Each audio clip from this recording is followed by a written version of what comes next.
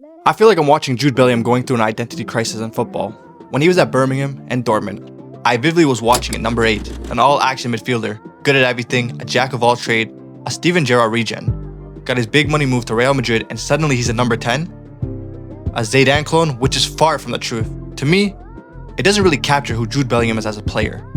When Jude broke through at Birmingham and moved to Dortmund, what I saw was a classic number 8, an all-action midfielder. He pressed, he tackled, he drove the ball forward, he arrived late in the box, and basically did everything. He was a jack of all trade. But at the same time, ridiculously good at all of them. And honestly, he looked like Steven Gerrard, the kind of midfielder that could grab the game by the scruff of the neck from anywhere on the pitch. A real dog in midfield.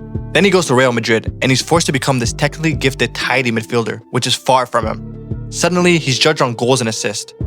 His positioning is way higher up the pitch, and instead of being everywhere, he becomes a final third killer. Don't get it twisted, he has a knack for goals.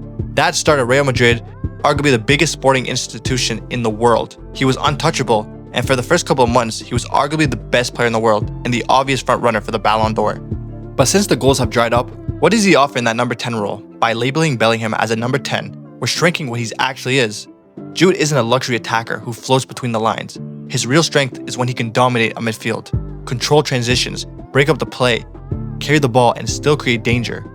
I understand why Madrid played him as a number 10. If you look at their midfielders, they're all number 8s or number 6.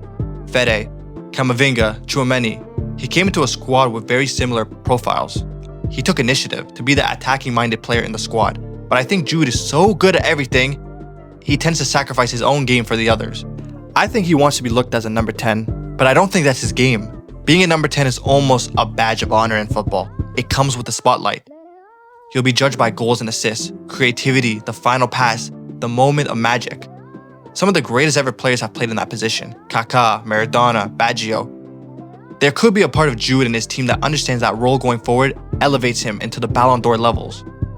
Jude has some of the best PR in football. An iconic celebration, he got the look, the hair, a documentary, the aesthetics. But him being a workhorse in midfield as a number 8 isn't as lucrative as being the number 10 for Real Madrid.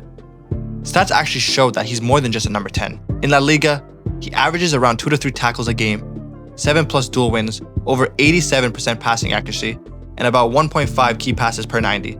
Those are midfielder numbers, not just a poacher number. He's still doing the dirty work, still contributing in all phases.